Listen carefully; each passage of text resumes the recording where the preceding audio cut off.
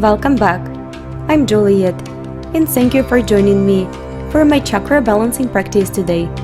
Together, let's clear out what no longer is serving us and make room for what will.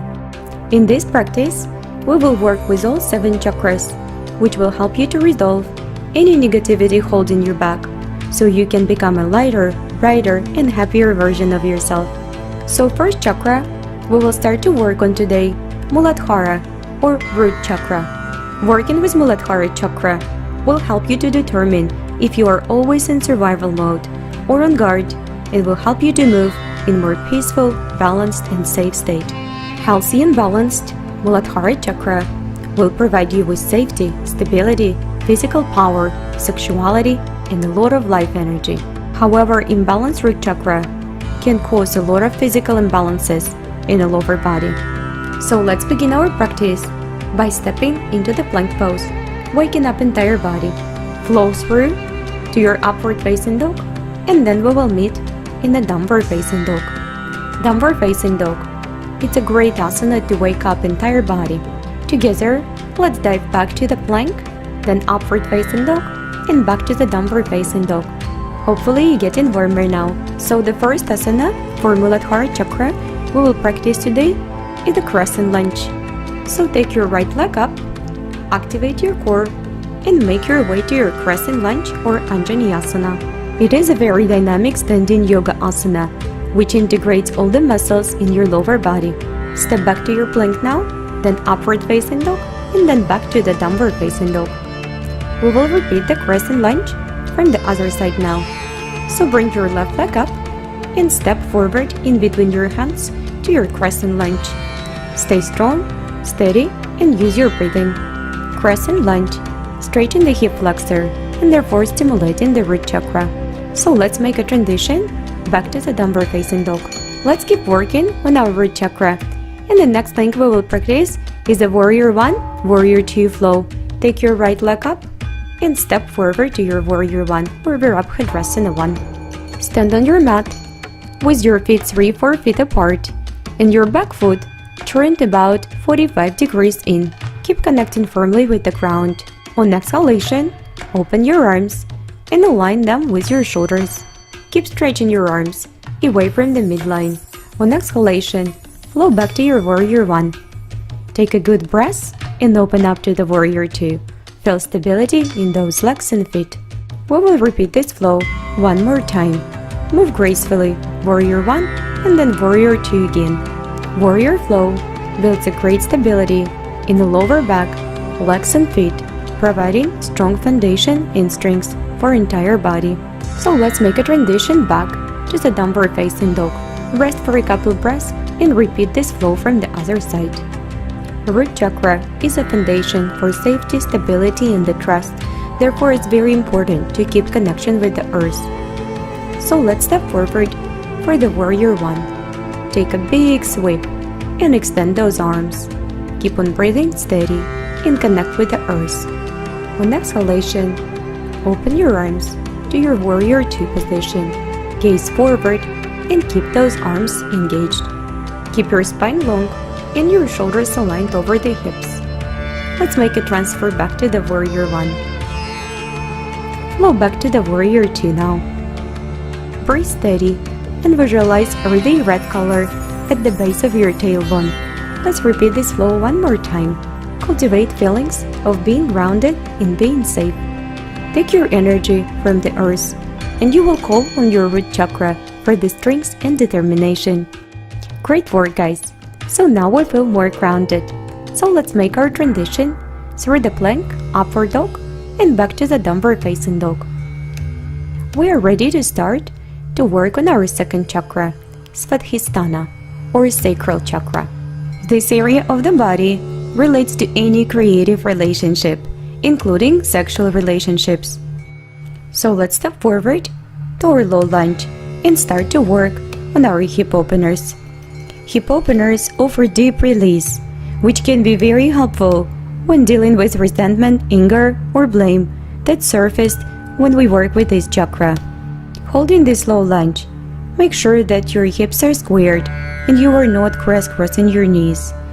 And let's slowly Take our right arm inside that right knee and go for the gentle half spinal twist.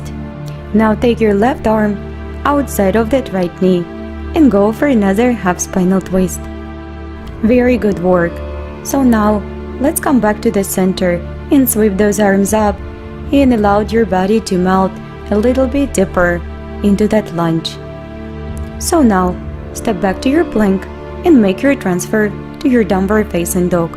And we're gonna be ready. Start this flow from the other side. Reach that leg up and step forward right in between your hands. Let's find ourselves in a low lunge. So find good alignment and start to work on the loosen up your upper body, and maybe roll your shoulders a couple times and make sure that your facial expression is soft, and just let yourself to melt. Trust your body and allow yourself to relax even deeper and deeper with each and every exhalation. So let's begin our half spinal twists in our low lunge from the one side, and then go ahead and reverse it. Working with Svadhisthana chakra, always ask yourself a question. Am I feeling free in my ability to love and express myself? Or something is burdening me? I feel resentment, anger, or blame towards myself or towards anyone else. Working with second chakra can help us to find the balance in the relationships with ourselves or with others. Wonderful job, guys. So let's come back to our downward facing dog, and we will find perfect alignment. We will rest, recover, and get ready for the next flow. Take a few breaths in your downward facing dog and find that peace and comfort within, and then slowly make your transfer to your seated position. So let's begin next flow as a preparation for the Paschimottanasana or seated forward fold. Inhale and keep your torso long, then lean forward from your hip joints. So let's repeat this flow for a few times now, and making sure while you folding forward, you lengthening your tailbone away from the back of your pelvis. Very good job, guys. So now let's practice a longer hold. So take another deep inhalation and fold forward again. Hold onto the sides of your feet with your elbows fully extended. If this isn't possible, then bend your knees slightly or use the strap around your feet. With each inhalation, slightly lift and lengthen in your torso. With each exhalation, further release into the forward bend. Beautiful settled hold, guys. So now, let's bring our one leg close or inside to our groin area or to the full half lotus, and we will fold forward to that seated forward fold again. Half lotus forward fold will give Svadhisthana chakra an excellent massage, which will help to activate and awake that energy center. So now, slowly take the same leg and bring it back to the half hero pose, and then fold forward again. Half hero forward fold provides a powerful stretch to the front of the thighs and increases flexibility in the knees, hips, and spine. So let's hold this asana for a few more slow, nurturing, settled breathing cycles. So let's come back to the seated forward fold again. Reach all the way overhead and dive forward. Take your time and slowly come back to the seated position, and let's begin this flow from the other side. Put your foot close or inside into your groin area for the full half lotus pose, and then dive forward for seated forward fold. Again, that soft pressure of your foot into your pelvic organs provide an excellent massage for your second energy center or Svadhisthana chakra. While you're focusing on the Svadhisthana chakra, visualize the bright orange color. Let's transfer this leg back to the half hero pose, and then slowly, gently, with care and good spinal alignment, dive forward again. The energy of Sacral Chakra stirs desires, feelings, and emotions, and the society we live in does not encourage us to be ourselves and to live and express our emotions. So from a very early age, we have to repress our emotions and desires, and working on this chakra will help us to release those. When your sacral chakra is balanced, you are a very radiant and exuberant person, free, happy, and spontaneous, with a lot of creative energy. However, when this chakra is unbalanced, you may experience lack of creativity, lack of motivation, emotional confusion. We're slowly moving up to the spine, and it's time to bring in attention to our third energy center, or Manipura Chakra. Manipura Chakra, stabilizing the foundation of the physical, mental, and emotional body. Manipura Chakra properties: bravery, strength, confidence, self-esteem, nurturing emotions, trust, and responsible for your own decision, empowerment, and of course manifestation. All the yoga asanas connected with the center of your body, or the solar plexus, will help us to activate and improve the functioning of this energy center. So make a slow rotation in your half Kamukhasana or half cow pose. Make sure that your rotation starts in the center of your body, in the solar plexus, in your Manipura chakra.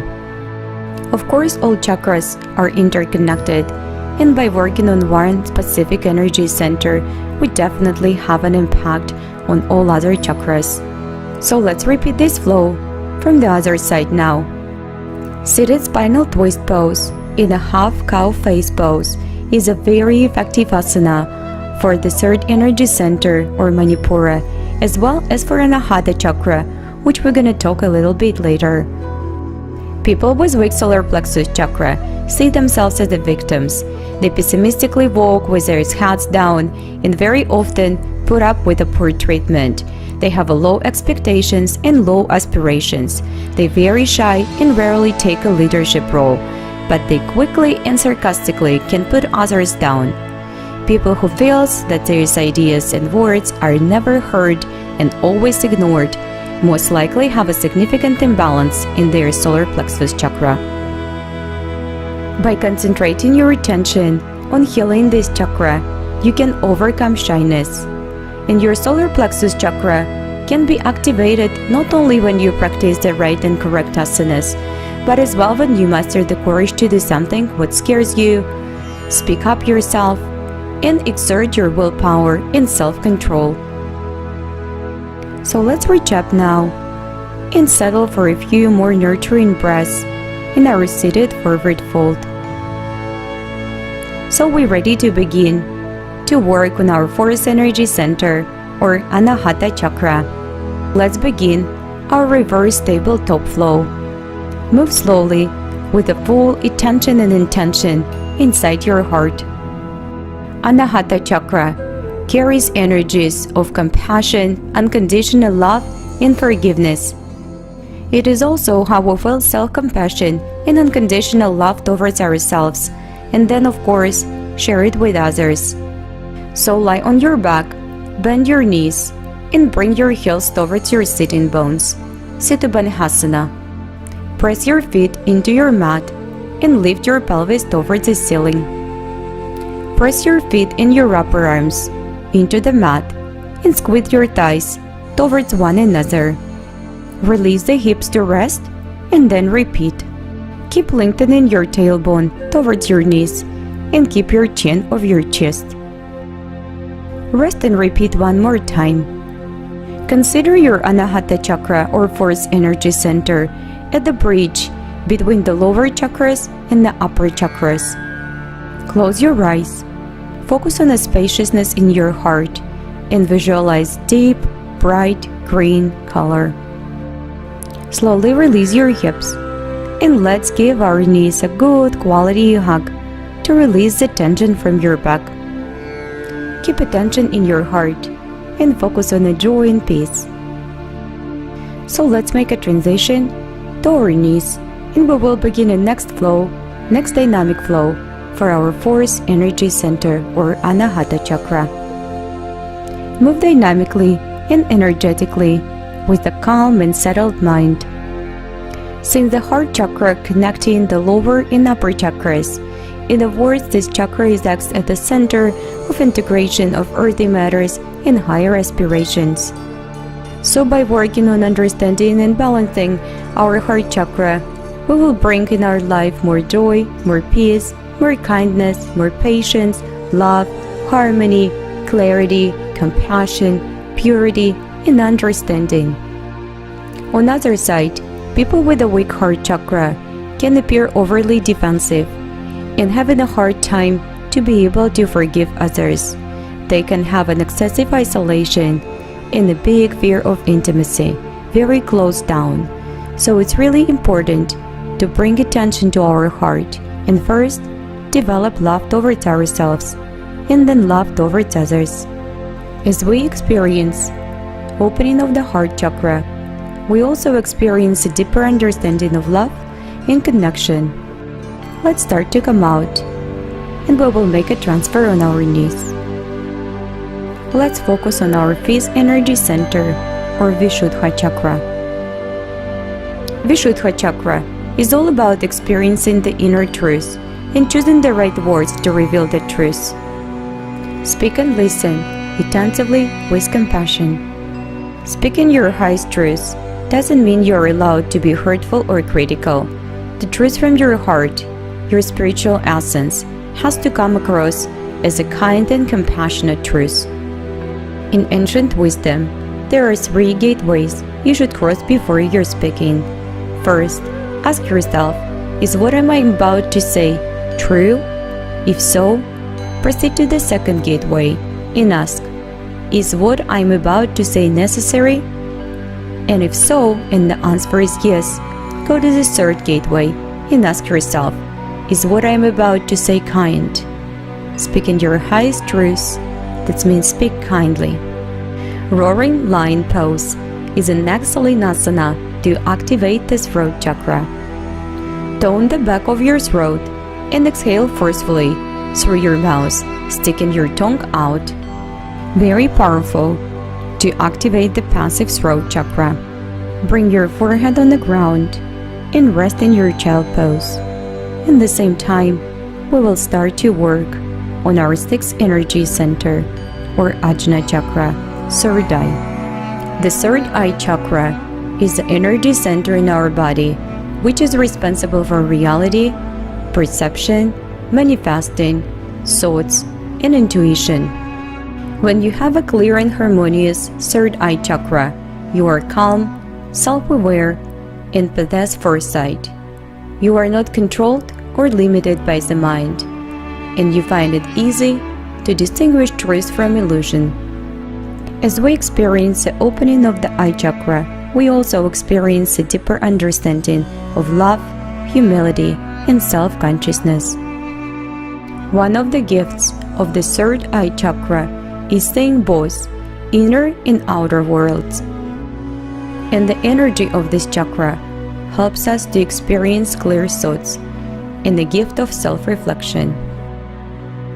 The crown chakra represents the soul in its aspect of perfect being. Sahasrara chakra is the one of the 7 chakras. The lower chakras store and distribute physiological and mental energies that can be directed towards the 6th or Ajna chakra and then ultimately released at the crown chakra. An imbalance of the crown chakra leads to spiritual distress, feeling disconnected spiritually. If your crown chakra is blocked, you might experience isolation and loneliness and inability to connect with others. On exhalation, lift both feet away from the floor at the same time, even if it means bending your knees.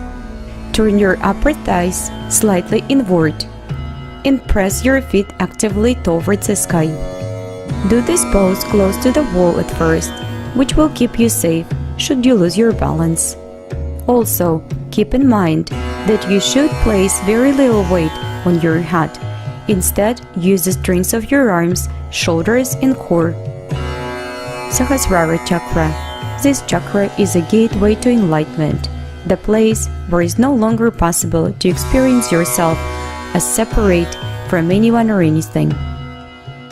The cosmic energy enters the body, then descends down the spine through the chakras and nervous system to fulfill our needs. Thank you for joining my chakra practice today, and Namaste.